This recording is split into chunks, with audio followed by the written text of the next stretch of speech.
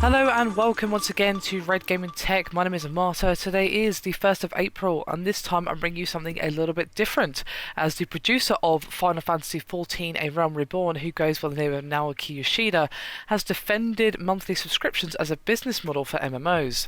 Now, when he was speaking to Games Industry International, he said that both free-to-play with microtransactions and subscription-based games both have their place in the industry. However, the stability of monthly subscription stuff does have several benefits, and he said, quote, "With the subscription model, you have that constant flow of revenue. As game developers, creators of games, we want to be able to continue providing the best gameplay experience and sustain that. Of course, the initial subscriber numbers may not be as many as the free-to-play model, but we have that constant stream. We're not thinking about just the business of the moment. We want to think about the long term and being able to have the funding, to continue making updates."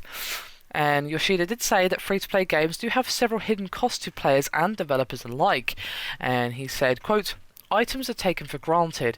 People don't appreciate the progress they make. With free-to-play, we need to think about where to earn income because as game developers, we want to provide the best gameplay experience, but we need to have that revenue from item microtransactions.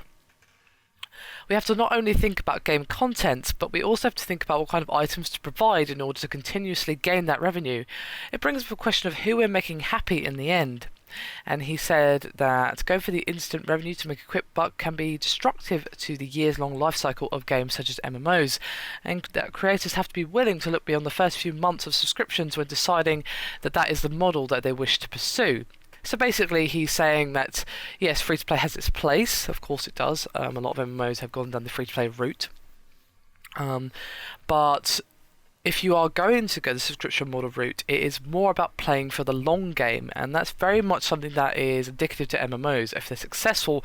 Now, obviously, Final Fantasy XIV: A Realm Reborn has been very successful so far. Despite some concerns about the subscription model. Now, I'm not a huge fan of the subscription model personally. I'm not saying it doesn't have its place, but it just seems like most MMOs who try that model just fail. And now, obviously, because it's Square, because it's Final Fantasy, people love the game, and it's really, really good and hugely improved compared to the original Final Fantasy XIV, which was a bit of a disaster area all round, really. So obviously they knew, that they had the backing to make it work, as do probably the Elder Scrolls Online. Of course, we have yet to see how successful that will be just yet.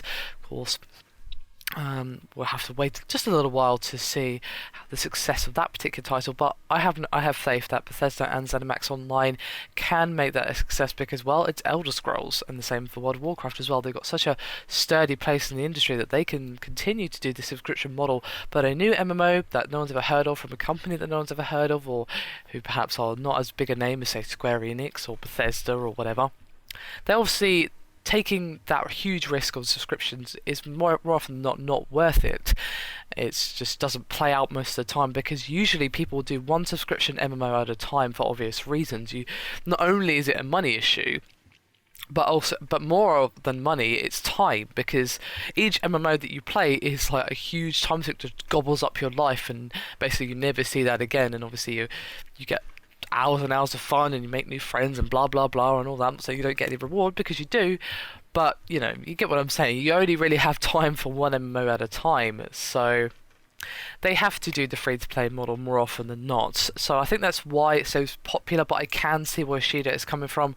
I just feel like for a smaller team, or a team who doesn't quite have the power of Square Enix or Bethesda or whoever, just can't really consider it as an option because, well, more often than not, people just have so many free-to-play options that unless it's a big name like Final Fantasy or Elder Scrolls Online, they're just going to say, yeah, it looks alright, but I don't want to pay that subscription fee. That's usually what people would say. If you disagree with me, guys, do let me know. This is just my opinion.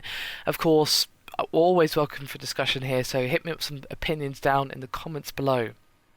Anyway, that is me done for this video. Thank you very much for watching, and I'll see you next time.